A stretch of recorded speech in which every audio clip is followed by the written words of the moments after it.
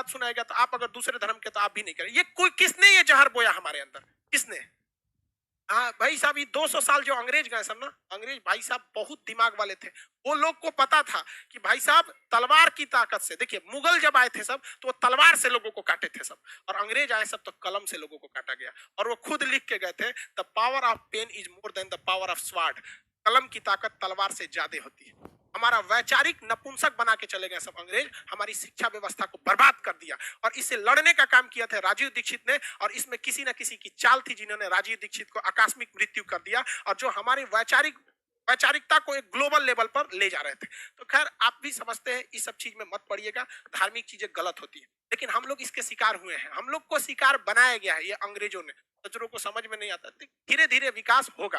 लेकिन आप अगर समाज को देखेंगे ना, तो समाज का एक ऐसा हिस्सा है जो अब इस सब चीजों से हट रहा है। उसे नहीं मतलब है कि धार्मिक चीजें क्या है, हिंदू सिख ईसाई क्या है, वो अब इंटेलेक्चुअल पे जा रहा है। लेकिन समाज का एक हिस्सा ऐसा भी है जो ससुरा इसमें और ज्यादा क्या होते जा रहा है, बनते जा रहा है। अगर आप पढ़े लिखे हैं, आप इस चीज को समझिएगा। तो रामायण क्या है, एक तरह की लीला है जो बताता है कि भाई साहब आप सबको संतुष्ट नहीं कर सकते।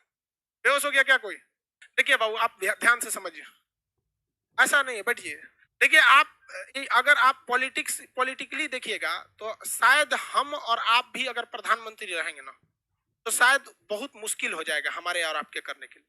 क्योंकि वहां बैठे हुए आप लोग, आप जैसे सोचिए, वहां बैठे आपको बैठने के लिए सीट नहीं मिला है, यहाँ लड़के जमीन पे बैठे हैं, आपकी शिकायत है गेट खोलना, लेकिन सब अपनी शिकायत जानता है, किसी को पता हमारा सामने तकलीफ कौन सी। तो जब आप एक बड़े लीडर हो जाते हैं ना, एक, और रही बात मोदी जी की, कहते हैं कि मोदी जी भी मतलब ये कर रहे हैं, सबसे बड़ा इस देश में करप्शन का काम किसने किया था? अंग्रेजों ने किया था। देखिए ध्यान से, उन्होंने किस तरह से चोट किया था। उन्होंने क्या किया कि जब भारत में कहीं भी गलत काम होता था और कोई भी व्यक्ति उस गलत काम के खिलाफ आवाज उठाता था, तो उसके घर को जला देते थे सब अंग्रेज, और उनको अंडमान निकोबार में ले जाके फांसी दे देते थे सब। और ये काम उन्होंने 200 साल तक किया। 200 साल में 4 पीढ़ियां आ जाती हैं, क्योंकि एक पीढ़ी व्यक्ति की लगभग 50 मानी जाती है कि 50 साल के बाद आदमी किसी काम का नहीं रह जाता है। तो 4 पीढ़ियों के अंदर अंग्रेजों ने थोड़ा थोड़ा स्वीट पॉइजन देते गए कि तुम गलत के खिलाफ आवाज मत उठाओ, मत उठाओ, मत उठाओ, तुम्हारा घर तोड़ दिया जाएगा, घर जला दिया जाएगा, फांसी दे दिया जाएगा, जेल डाल दिया जाएगा। 4 पीढ़ियों के बाद जब हमें आजादी मिली तो हमारे अंदर वो डीएनए में ये डर घुस चुका है। हमारे सामने हमारे गांव का 2 कौड़ी का मुखिया नाली बनाता है तो उसमें 12 का सीमेंट का मसाला डालता है, लेकिन हम आवाज नहीं उठा पाते हैं। अगर हर गांव से आवाज उठने लगे तो किसी के बाप की औकात नहीं जो गलत काम कर सके। करप्शन तो हम लोग बढ़ाते हैं, हमें डर है। हम सवाल उठाते हैं अपने प्रधानमंत्री पे, हम सवाल उठाते हैं मुख्यमंत्री पे, अपने पे सवाल उठाएं कि हमारी औकात नहीं है कि हम अपने मुखिया के सामने आवाज उठा सके। और ये जो लोग कहते हैं करप्शन वाले, ये गांधी को गाली देते हैं। गुलामी में वही गांधी था जो अंग्रेजों की महारानी के खिलाफ आवाज उठा दिया था कि तुम गलत हो, और हम लोग अपने मुखिया के खिलाफ आवाज नहीं उठा पाते। ये वैचारिक नपुंसक बना के चले गए अंग्रेज हमें। हाँ।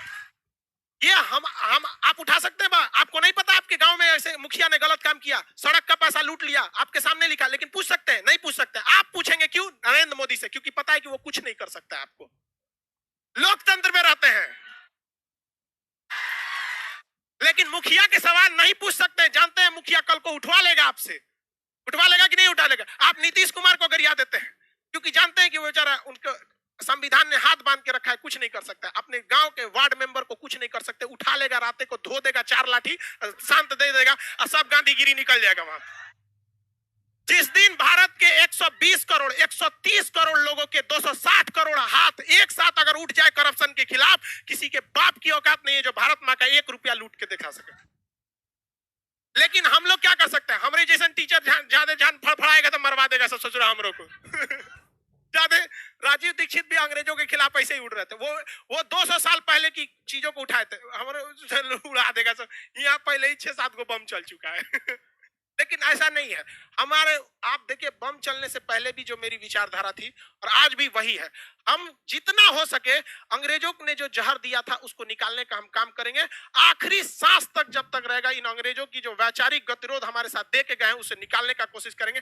एक भी भारत माँ के संतान को अगर हम सही रास्ते पे लाएंगे तो हम समझेंगे मेरा जीवन सफल हो गया। ये आपका कर्तव्य बनता है, आप इसे आवाज उठाइए। और आज कोई कुछ नहीं कर सकता है यार, कोई कुछ नहीं कर सकता है।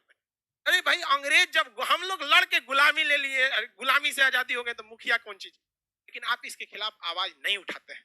आवाज तब उठाइएगा जब आप अपने गांव को सुधार सकते हैं।